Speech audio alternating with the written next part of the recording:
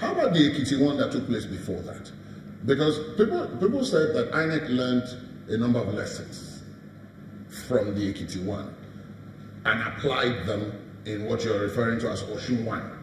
But that the result it produced was then the bone of contention between what lawyers were saying was legal and what INEC was saying were its rules. Because, and I think that contention is still in the law courts up until now, which is that there's a difference between you winning an election outright, no matter by how much, and the whole idea behind if the difference between what you won by. Margin of difference between the winning number and the voided votes. The voided votes, that there has to be another, like a supplementary or another level of election to make up, to find out absolutely that you did win that election. Now, from your own observation of elections in this country, is that a step forward if what we are now debating is that, as opposed to people taking away ballot boxes and kidnapping election officials? Is that a step forward, or is it simply a different aspect of the same problem? Well, the reason Osun 2 has been criticized is because the reasons that INEC gave for cancelling elections in the 7 polling units was violence, abuse, manipulation, and so on. Now, when it came to Osun 2, where elections were being conducted in those 7 polling units, the same factors played out. Elections, the environment, the circumstances around elections is supposed to enable free and fair participation of citizens. Osun 2 did not meet that criteria. Even in those 7? Especially in those 7 units. And the point that we made was that INEC should not have proceeded to announce results based on the circumstances surrounding the conduct of that rerun election. And it leads to the bigger factor. For election purposes, INEC is the Inspector General of Police. So it means that the police must subject itself to the direction and control of INEC for elections.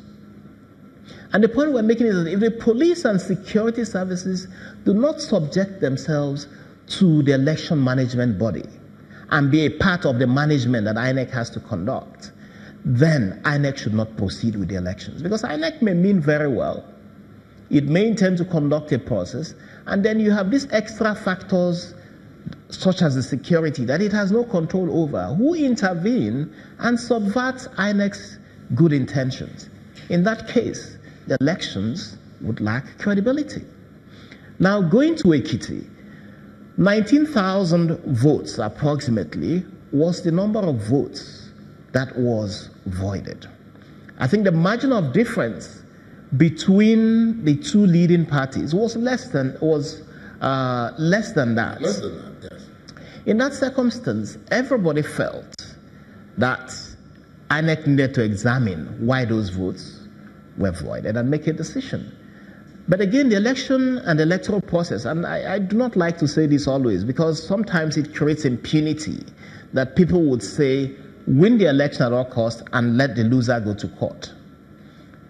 But the reality is, of course, that the litigation process is part of the election process. And I do not think it's important or useful at this stage to talk about Ekiti, given that the matter is already in court. So we'll hope that the courts can resolve some of these issues, the same way that we hope it can resolve the Osun issue. But certainly, the most important factor today now about elections is the security and the need for the security services to be non-partisan.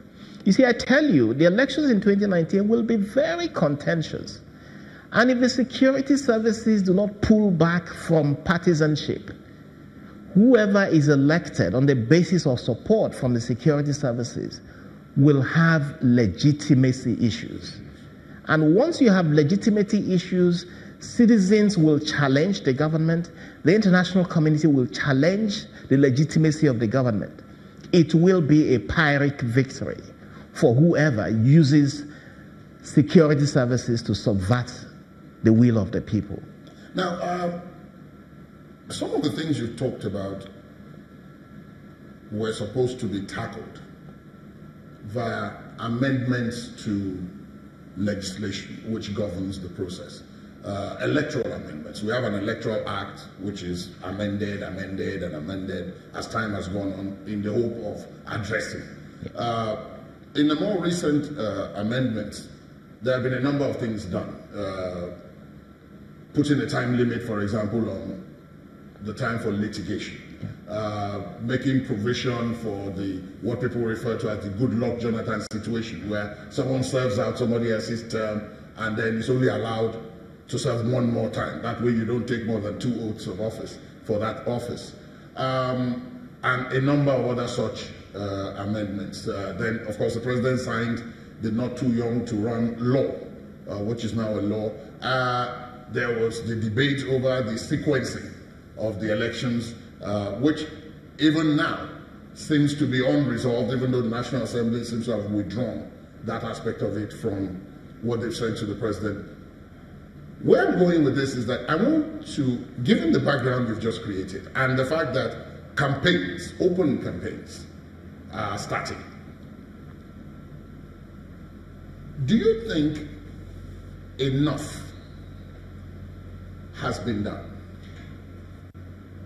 in terms of the rules guiding the process? I'm not talking about implementation now, just the rules. Enough has been done for us to be able to say, look, if we're going to go by what's on the ground, we shouldn't have a problem if those who are going to implement or the players play according to those rules. Yes. Do we?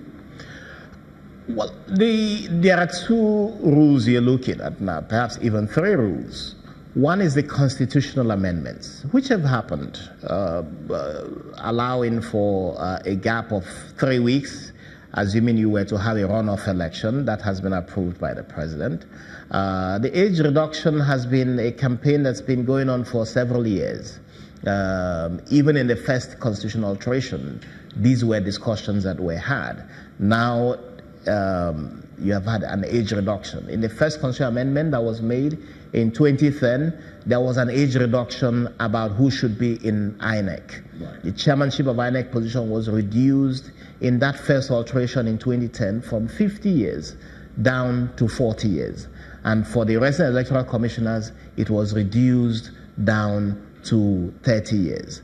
And as well, you also have, in that amendment that was in 2010, the removal of powers of appointment of regs from president without Senate confirmation. Now it requires Senate confirmation. So there's been quite a trajectory of reforms that have been made, including even reforms regarding judicial litigation on election matters. The First Amendment captured the number of days that you could use to conduct post-election petitions. Right. Now, the recent amendment captures the number of days that is required to deal with pre-election petitions. So those are all in the Constitution and in place. You then have the Electoral Act. With the Electoral Act, the President and the National Assembly have been back and forth on it. And the President had refused assent on 2 occasions. The third one that assent was refused, he went back to the National Assembly. And the President was right in refusing assent on the 3rd occasion because his observations were right about mistakes that were made and so on. Now, the National Assembly, sitting together with officials of the presidency, have looked at the president's objections and have captured all of the president's concerns. And just about a week ago, this was sent back to the president for assent. So the country is waiting now for the president to sign the new Electoral Act, because every objection that he has raised has been addressed in what the National Assembly has sent back to the president about a week ago, in fact, more than a week ago.